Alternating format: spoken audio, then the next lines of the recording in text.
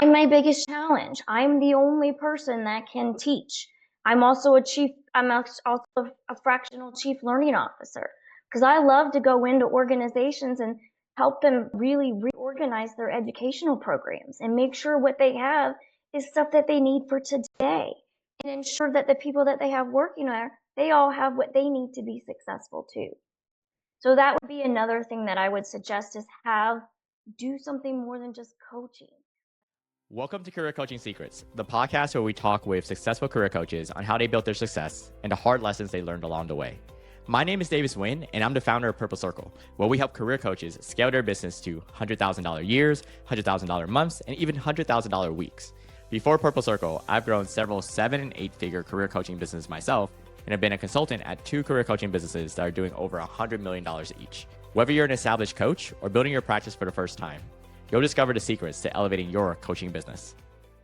Hey everyone, welcome again to another episode of Career Coaching Secrets podcast. Today my guest is Mindy McManus, an executive coach, speaker, AI consultant, and the founder of Mindy's Executive Coaching. With over 17 years of experience in leadership, coaching, and organizational development, Mindy helps C-suite executives and physicians lead with confidence, clarity, and compassion. She's also a fractional chief learning officer, working with mission-driven organizations to help design leadership programs, guide workplace transformation, and build high-performing teams. Her approach is bold, practical, and rooted in values, and the results speak for themselves. Her clients have landed CEO roles, unlocked breakthrough performances, and reignited their leadership passion. Mindy, welcome. I'm thrilled to have you in the show. Thank you. It's great to be here. Mindy, tell me a little bit more about what inspired you to become an executive coach. Wow, that's such a long time ago when that happened. I started in education. I had no idea that I was good in education, but I always tell people try different things out because you never know what you're going to be good at.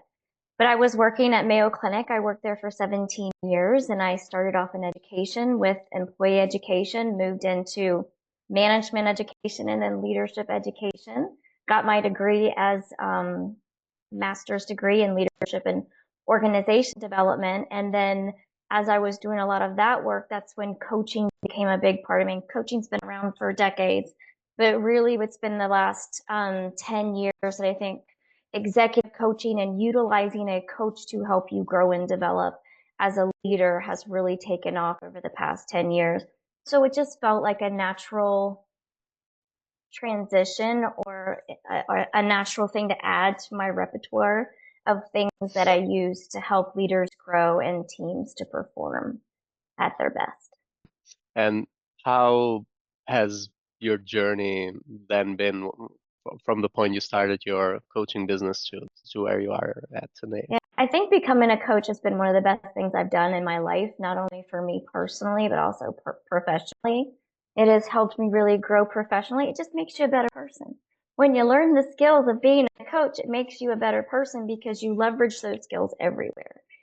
And so I've had a pretty great career in coaching at Mayo Clinic. I mean, the customers never stopped coming in. I had like a whole ticket and backlog of all kinds of clients and customers. And then COVID hit and we all got furloughed and we all got sent home.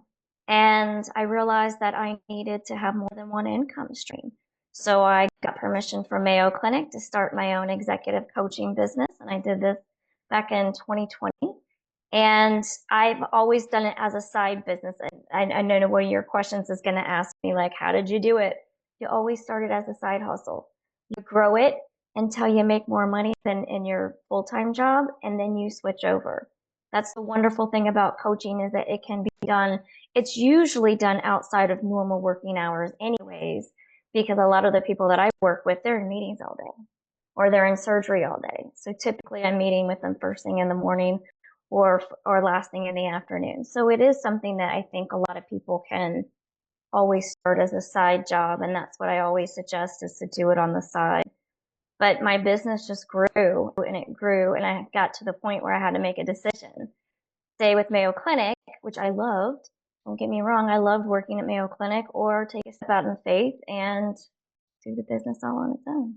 Yeah, I really like that. So initially started on the side, moved to full-time.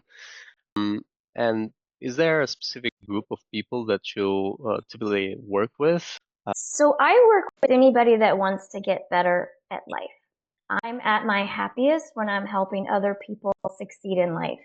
And so but I found that working with a lot of physician leaders, that's where I found my niche. But I really work across all disciplines, all industries. So one of my clients, now he's a CEO at a golfing company. I kept wanting to say VP because he used to be a VP and now he's the CEO. And he contributes that all to our coaching. Because I'm like, we need to celebrate. You did all of the work. He's like, I wouldn't have gotten here without you. That's the impact that a coach gets to make, to help somebody reach the dreams and goals that they always wanted to get to. It took us 2 years, but we got there. And that's the greatest thing about coaching, is that it helps you meet your dreams and goals. And what I do, and what I find that I need to do, is there's always going to be something that's holding people back. But I'm the one that's willing to be bold and brave and tell you what it is, so that you can overcome it, get past it, and actually show up with the executive presence that you need to show up with. So a lot of the people that I work with across all the industries is really somebody that wants to go from director to executive, because there's a completely different thought process, a completely different way of leading from director up here.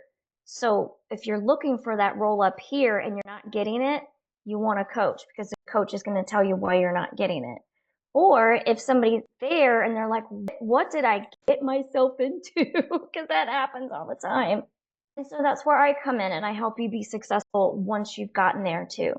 So I've just found that that's been my niche, because I went through that myself. Like, I tripped on that line, I bled on that line, I died on that line. So I help people understand there's a line, and people expect you to behave and lead differently at that line. And if you're not doing that, people are going to start having conversations with you. Totally. And is there like what marketing channel works best for you in you getting connected with these potential clients, these potential executives, people that have already landed executive role? So where do you Yeah, potentially meet them? LinkedIn has been my biggest avenue of marketing. But I'll be completely honest. 17 years working at Mayo Clinic and building a good reputation, building credibility, has been what has brought me the most clients. Not that I get a lot of Mayo Clinic clients, but a lot of people have left and gone and worked other places. They've brought me into their organization. They've done this, or they've talked about me on LinkedIn, or they've talked about that. 90% of my clients are through referrals. And that's really how you want the majority of them to come in, is you want people to talk about you. You want people to write good things about you. You want people to shout it from the rooftops that they just became a CEO, which I'm helping my client do, on LinkedIn. So that's how you get that out there.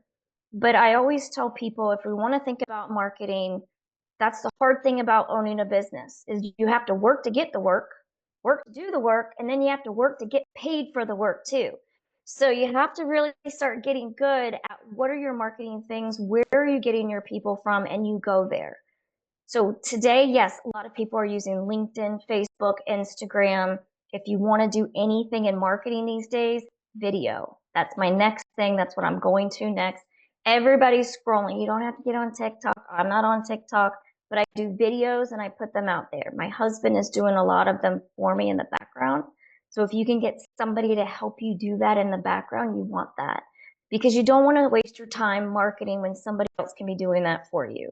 So I've been looking for places where they can just bring me clients and I don't have to do the marketing. So I've actually found myself several different organizations. They send me the clients and I don't have to market for it, which is wonderful. And all they have to do is take a cap off the top. That is a gold mine for coaches. So if you can find places like that where they just send you people and then they take a cut off the top, I don't mind that.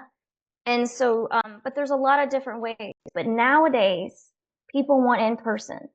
So join your local chamber. Don't join the smallest one. Join the one where you get to sit at the CEO tables, where you get to go and meet with people, and do not go to sell. Go to build relationships. We're not in the business of selling. And if you keep trying to sell yourself, you're not going to sell it. We're in the business of building relationships. And I that's really how like we sell our business. Yeah. I really like Go ahead. that. So it's not never selling, right? Is more of like building relationships and Yeah. naturally offering your coaching, but not selling it. Thanks for sharing all of that. Is Yeah. there any goals you're working towards for the next 1 to 3 years? I know you wanted to like move more into video content, but Mhm. bigger picture, what are some of the goals you're Yeah. working? Well, bigger picture, I mean, I'm a follower of Christ. And so bigger picture is, God has shown me speaking his word all around the world. So for me, that's where I'm going. That's what I'm going to do. But I'm still going to build my business as well because I love my business. I love helping people. So for me, it's continuing to put out good content, sharing good content, helping people to know who you are. That's really what LinkedIn is all about. Letting people know who you are and what you do. And then helping people. I mean, in my conversations, coaching automatically comes out. If you meet a coach, you automatically get coached because it's just part of their nature. It's just going to talk to people Hmm. and go to different places. Like the CEO that I'm working with, he's like, I need to find some CEO groups. I'm like, go golfing. You want to find the other CEOs? Go golfing. Like the golfing CEO doesn't have enough time to go golfing, but I'm like, go golfing. Go and do the thing that you do. Yes, find those CEO groups, and I'm looking for for him to get into. But I know more Christian CEO groups, and he's more on the secular level. So I'm still trying to find that for him. But that's again, go to where your ideal clients go.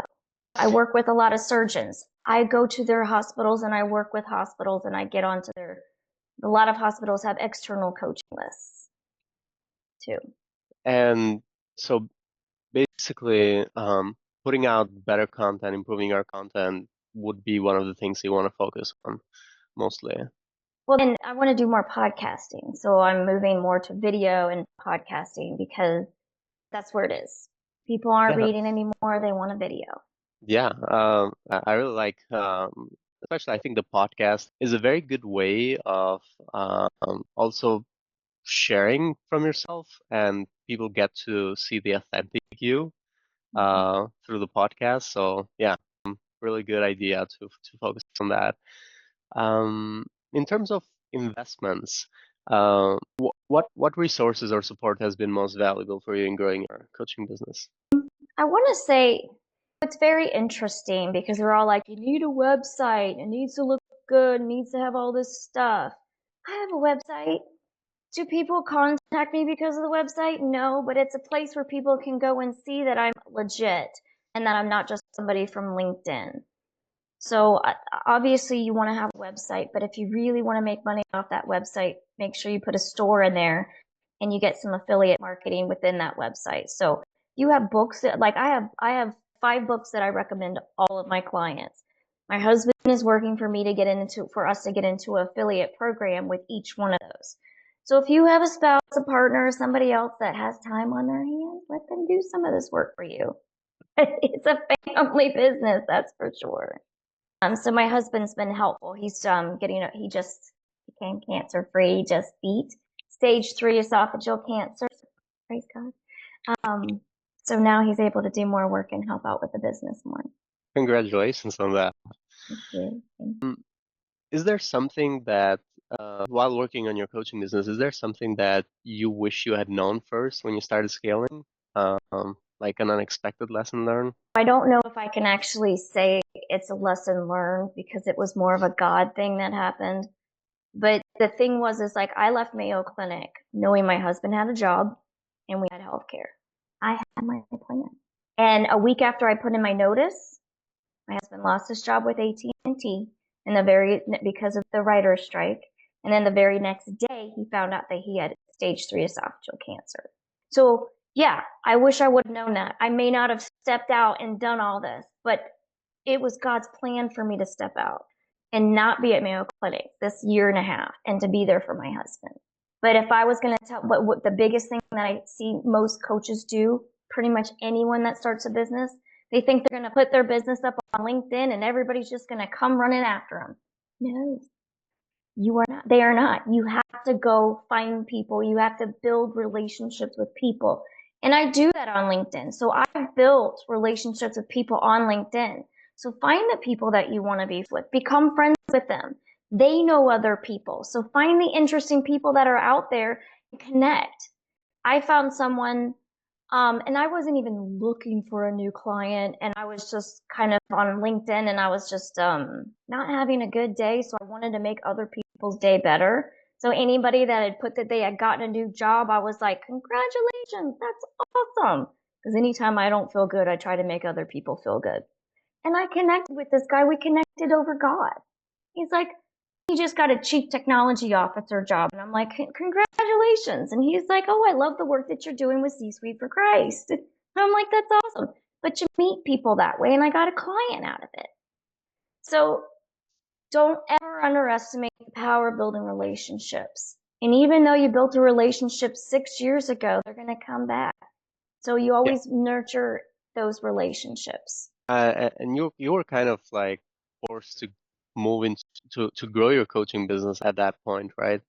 Um, Because I so wasn't planning on growing it any more than it was. I just wanted, you know what I'm saying? And I was like, gonna like, oh, I'll take a couple months off. Like, because I mean, I work 60 hours a week at Mayo Clinic. I was like, I'm gonna take some time, but oh no, I had to get right at it. But I'll tell you, God got us through all of it. Now my husband's cancer free. The business has scaled, and I'm loving it. So if yeah, you're having a hard time, let me just say one thing to them. If you're having a hard time, keep going. Don't give up. Keep going. It'll happen. it turned out better overall, right? Yeah. What are some of the biggest challenges you faced in scaling your coaching business, or that you might be still facing today? I'm my biggest challenge. I'm the only person that can teach. I'm also also a fractional chief learning officer because I love to go into organizations and help them really reorganize their educational programs and make sure what they have is stuff that they need for today and ensure that the people that they have working there, they all have what they need to be successful too. So that would be another thing that I would suggest is do something more than just coaching. I do leadership development, so I do retreats. I offer board retreats. I do team building retreats. I work with teams. So I do a lot of different things. I help with succession planning. I help with workforce development. So I've got a lot of things that I can offer my clients other than just coaching. And And that's another thing that I would suggest is having more skills or more things that you can offer than just coaching. and when you say you're the big challenge, you mean in terms of capacity for yourself? Capacity. Yes, yes. I need somebody else to do my marketing because I don't have time for that anymore. I need somebody else like, you know what? If you have to pay someone less per hour than what you make per hour, then you pay them because you can make more money in that hour than you pay someone else. So it's finding the right people as far as your accountant. Don't just get an accountant, you get a tax strategist, somebody that's going to help you think through how you should spend your money so that you're getting the biggest tax breaks. You want to make sure that you also have somebody that can do some of that lead generation for you. But I don't do a lot of that because I don't have the time for people to be doing lead generation. So I took that time to find somebody who's going to find me my right client, send it to me, and then just take a little cut off the top. That was what worked best for me. That was how I was able to get myself out of my own way. So don't not do something because it's going to cost you money because you can make more money in the long run if you have those hours to do the work. I like that. And I think we're naturally leading to my next question, which is how do you handle the balance between delivering great results to your clients and managing business growth? Yeah. It could be that mostly the business growth is you try to outsource it, at least the lead generation or things like that, right? Absolutely. Anything I can outsource, I do. And because you have to look at it, it's an expense, but it's a business expense. So it comes off of your total income and then it's less tax and then it's less taxes over time. So that's why you want to get a tax strategist instead of just a CPA, because you want someone to help you think through, if I get this business person in here and I pay them, how is that going to help me grow the business and the bottom line? because you want to think about the bottom line, not just what's coming out of your pocket, but how is that going to help in your tax strategy at the end. Is there any aspect of running your coaching business that would figuratively keep you up at night?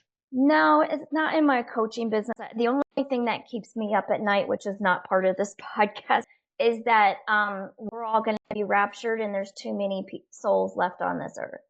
That's what keeps me up at night. And so do you have any final advice to other coaches who are looking to scale their impact? I would just say, do your research, find the right people to partner with, because when you get the right people to partner with and you can pay them less money than what you make per hour, do it, because that's how you're going to be able to scale. Use the platforms, have as many lines of revenue out as possible. So that way, when something happens to the economy over here, this side's still working. So diversify, diversify, diversify. Do your research, get the right partners, and that's how you'll scale. Thank you so much, Mindy. And for anyone who wants to find you, they can find you on LinkedIn, Mindy McManus, or they can find you on your website, mindyscoaching.com. Yep. It was a pleasure having you on the show, Mindy. Thank you for coming. Thank you. That's it for this episode of Career Coaching Secrets. If you enjoyed this conversation, you can subscribe on YouTube, Spotify, Apple Podcasts, or wherever you're listening to this episode to catch future episodes. This podcast was brought to you by Purple Circle, where we help career coaches scale their business to $100,000 years, $100,000 months, or even $100,000 weeks, all without burning out and making sure that you're making the impact and having the life that you want. To learn more about our community and how we can help you, visit joinpurplecircle.com.